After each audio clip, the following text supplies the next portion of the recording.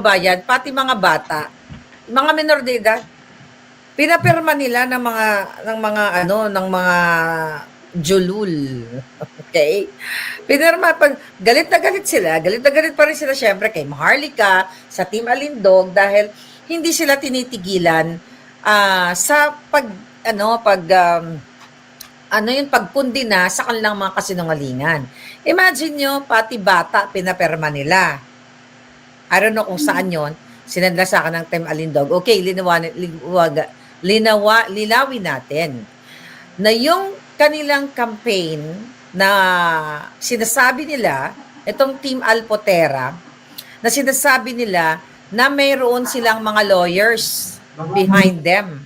Na hanggang ngayon, hindi nila inilalabas yung mga lawyers kasi nga, mumurahin ko isa-isa na mga putang ina yung lahat o ganyan. Or tangina mo, mga ganon. Isa-isang lawyer. Kasi hindi nila kayang ilabas yung mga lawyer daw ni Pangulong Duterte.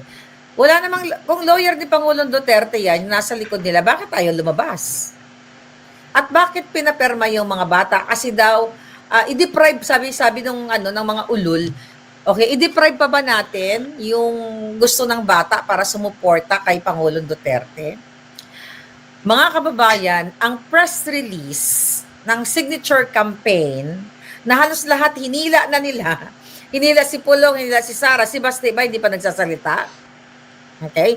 Kulang na lang pumasok sila sa ICC para si Pangulong Duterte na mismo magsabi, oy, salamat ha, Alpot, ang bilat mo dira. Ano nagapasalugsog ka man sa mga tigulang ang mga maantot? Oh, kulang na lang magpasulod si Alpot doon sa kay Pangulong Duterte. Oh, Alpot, hindi ka pa basawa sa salugsog sang bilat kahang mo. You know what I mean? Kulang na lang talaga. Ginagago nila tong mga tao. Alam mo niyo yon, mga kababayan, check natin, okay, na may paglabag sa batas. Ang ginagawa nila, ito, na pangpipirma dito sa mga menor de edad. Kasi, ang sinasabi ng mga Alpot, i-deprive pa ba namin yung mga bata, ay kasama naman yung mga magulang? Mga kababayan, ang press release nila, i-forward nila yung petition sa Korte Suprema ng Pilipinas na kung saan gusto nilang mapauwi daw si Pangulong Duterte. Okay? Hindi ba? Pinaliwanag na yan ng mga magagaling na abogado kasama na si Spokesari Roque, hindi mo pwedeng panghimasukan o utusan ang Korte Suprema. At yung mga batang yan, invalid yan. Yung kanilang perma dahil wala silang kapasidad. Wala pa sila sa tamang kaisipan. 'Di ba? Kaya nga ang pag bumoboto ka, at least 18 years old ka. Kasi diyan develop na yung utak mo. Papipirmahin mo yung elementarya diyan, ang organizer niyan, mga siraulo. Mga siraulong mga Alpot. O di ka ba naman kabubububuhan? Ang mga abogado niyo, ilabas nyo nga para mamura ko isa-isa. 'Di ba? Kung ganyan, let's say for example, okay? Let's say for example na yung petition na yan ay sila ay party. Meaning, sila ay mga abogado, kunwari lang, mga abogado ng Pangulong Duterte na yung mga petisyon na yan ay valid kasi party sila di ba? Party ng kaso. Kaso nga hindi nga sila party ng kaso. Let's say for example, kabahagi, part sila. Tapos biglang chinek. Dahil yun ang press release nila chinek ng Korte Suprema. Tignan nga natin to mga signatures na ito. Kung valid ito, baka bogus to. Baka pinapirma nila dito yung mga Alpot sa Bacolod na nagbumibika ka ng bilat na binayaran lang. Tapos biglang nakita ng Korte Suprema ngayon, mga kababayan, ang pumirma mga bata. Kasi may nagreklamo ng mga bata. Magiging valid ba yon? Oy, kung sino mga abogado, sige nga. Sinong abogado ang makasagot nitong ulul, yung mga nasa likod ng mga Alpot? Magiging valid ba yung pinaghirapan yung signature campaign? Na pinapirma nyo ang minor de edad? At sasabihin ng mga grupo ng mga Alpotera na okay lang kasi kasama yung mga bata? RA 9344 Juvenile Justice and Welfare Act. Anong ibig sabihin nito? Okay? Yung mga minor age, mga kababayan, ay hindi sila dapat kasali dyan sa mga kadyotahang mga signature campaign. Kasi they're minors. Remember? Yung sister, yung who's that? Madre. Nung panahon ni Pangulong Duterte. Yung madre na si, kahit i-google nyo man, i-google, si Sister Mary Johnson or Johnson, I think, Mary Johnson Manansan. Okay, remember that? Galit na galit tayo noon. Alam niyo yung mga batang yon, sino nakaalala nun? Yung mga estudyante, I think mga 9 to 10 years old, pinalabas sa eskwelahan. Naka-uniforme pa ang mga bata, nagsisisigaw-sigaw ng anti-Duterte. Di ba nagalit tayo noon? Ano ang sabi natin? Ang mga putang inang mga dilawang ito, ginagamit ang mga minor de edad. And now, bilang, mga double agent yung gumamit. Tapos ngayon, hindi natin kukondinahin kasi okay lang yan, mga double agent, mga nagpapanggap yan na Duterte supporters, huwag na natin pag-usapan yan. Kasi magbingi-bingihan na lang natin, magbulag-bulagan na lang tayo, magganyan-ganyan na tayo. Kaululan yan. Kung sino man ang mga abogadong nasa likod ng TAI, mangi-scam kami, lumabas kayong mga puki ng ina nyo. Puki ng kadyot-kadyutan. Mga ulul kayo na pinapayagan ninyong ginagamit kayo, minor de edad, pipirma dyan. Ipapaputol ko ang mga julo ng mga alpotera kung yan ay tama na papapirmahin nyo yung minor de edad. Totally, may invalid lahat yung mga pinaghirapan yung pambubudol. Mga julol, si Alpot nagpa-jiyot-jiyot, sa masyusyunda nagbika-bika, si Alpot nagpa-jiyot-jiyot. Ang inang mga to. Niloloko nyo pa yung mga tao. Okay. Sabi dito, RA 7610, Special Protection of Children Against Abuse.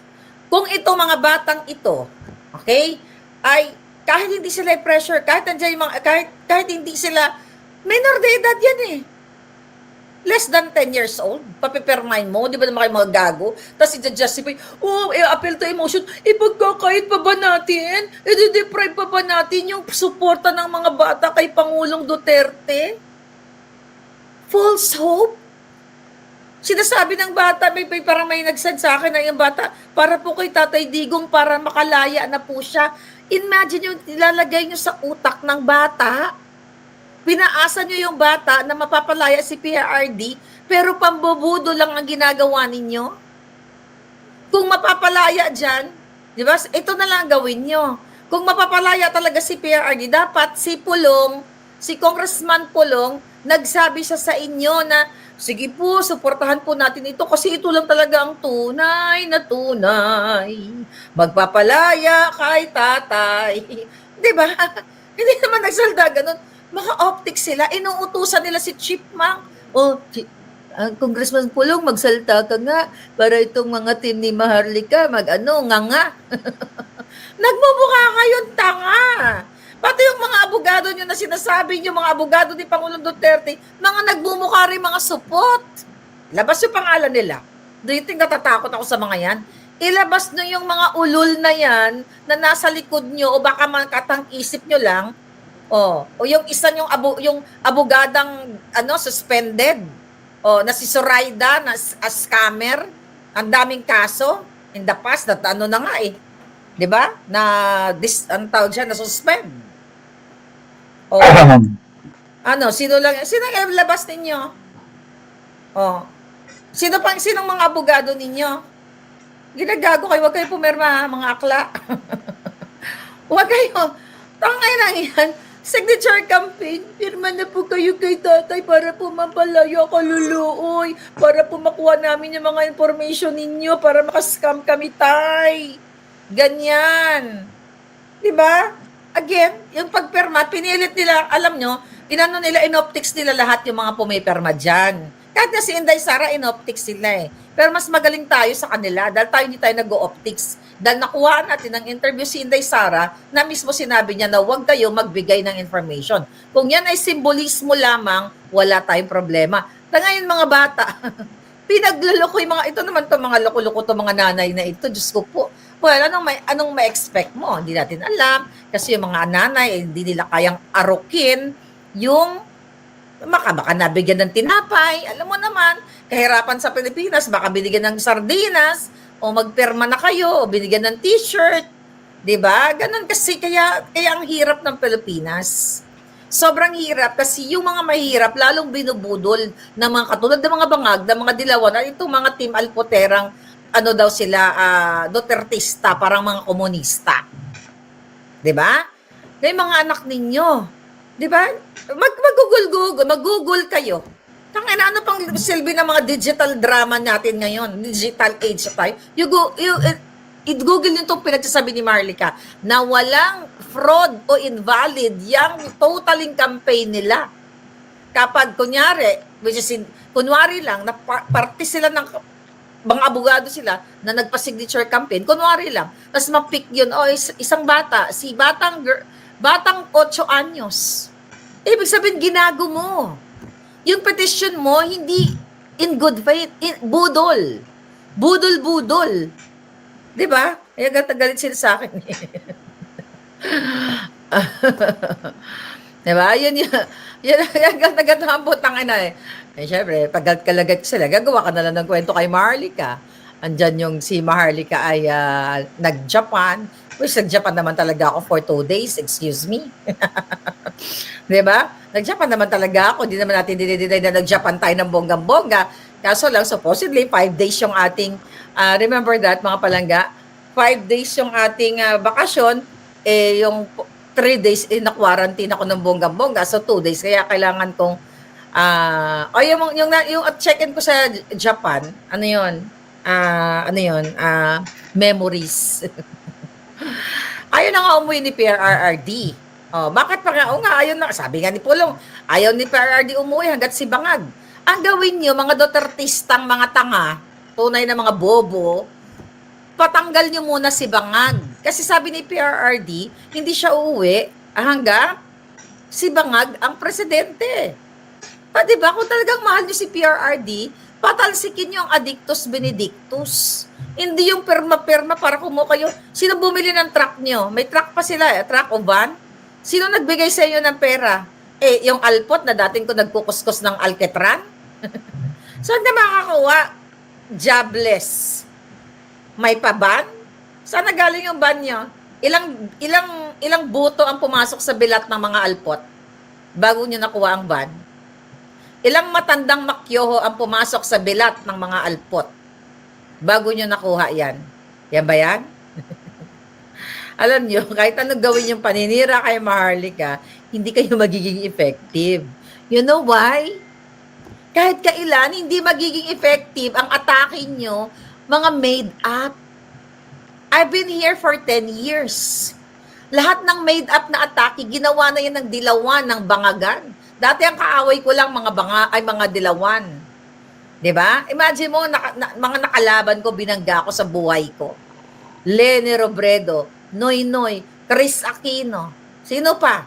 Sharon Cuneta, Kiko. Kayo, anong binangga nyo? Bangag, Lisa Tanas.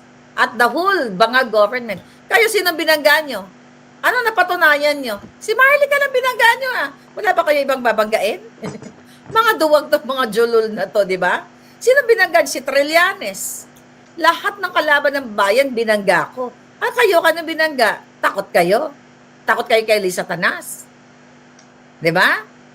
Donation na naman daw yan mamaya, sabi ni Polio. Oo nga. Sino binangga nyo? Sige nga, Tatay Digong, kalulu. Uy, puro na lang kay Tatay Digong. Gurgurin nyo sa pwesto si Bangag para makauwi si Tatay Digong. Pero yoko kay Abante, sabi ni Sat, pero yoko kay Abante, nakipag-selfie pa. Exactly. Imagine mo, si Abante lang, binuli-buli sila. Buhay pa ba si Abante? Akala ko namatay na yun. Namatay na yun sa panaginip ko. Di ba? Zoro, hi Vance Vlog. Si Gitonje pa. Sino pa? Lahat yan. May binangga ba silang, o pagbanggitin natin, Heart, Gitonji, lahat. Ano pa? Ay, sino pa? Wala na yun. Diyos ko. Nakita naman, ano na yun? Nananahimik na yata yun si Bakla. Nananahimik na ba yun? Hindi ko alam. Hindi ko alam ang buhay nung, oo, maldita yung hayop na yun. Pinagtanggol ko pa dating pahawak sa suso. Ito kasi si Marley, kung sino pinagtatanggol-tanggol eh. Kasi gusto ko lang naman bigyan ng chance na akala ko, porque nagpahawak siya ng suso, ay nakaraan na yun. Eh kaso, bet niya pa talaga nagpapahawak ng suso bells. Si Angelica, ang dami tayo, name it. Lahat yan. Erich Tulfo, lahat yan.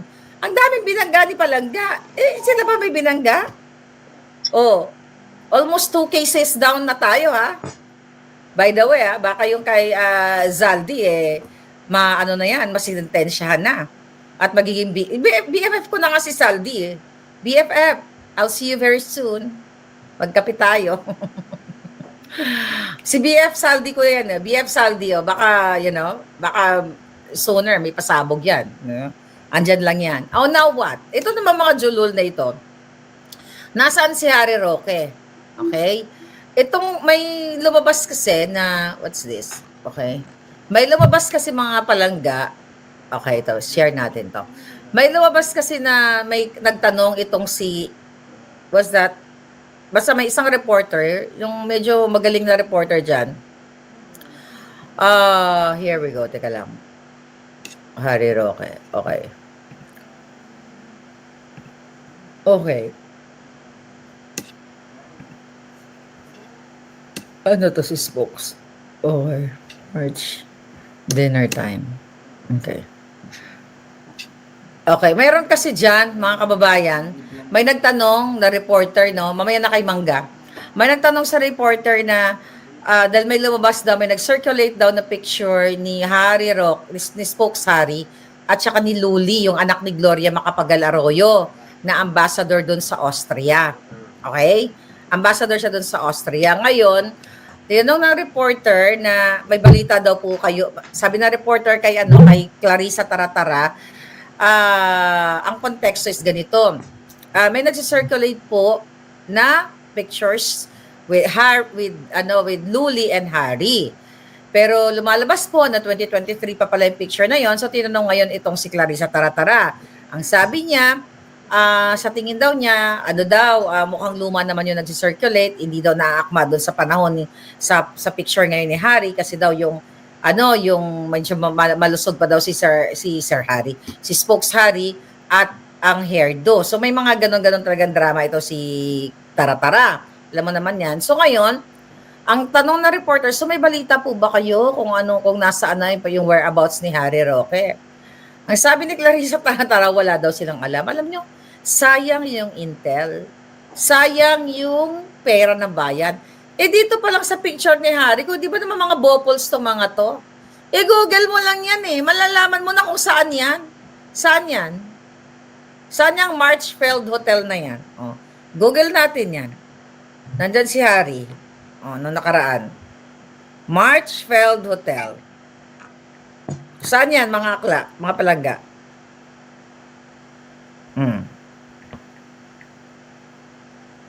Si Alpot nagpaitot-itot, sa masusyunda nagbiga-biga. Si Alpot nagpajitot-jitot. Okay. May nag-message sa atin na parang, okay. Saan yan, mga palangga?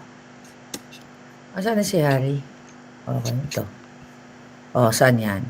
Saan yan? Mga castle-castle na yan. Saan yan? Diba? Saan yan, mga palangga? Sa Zambales daw.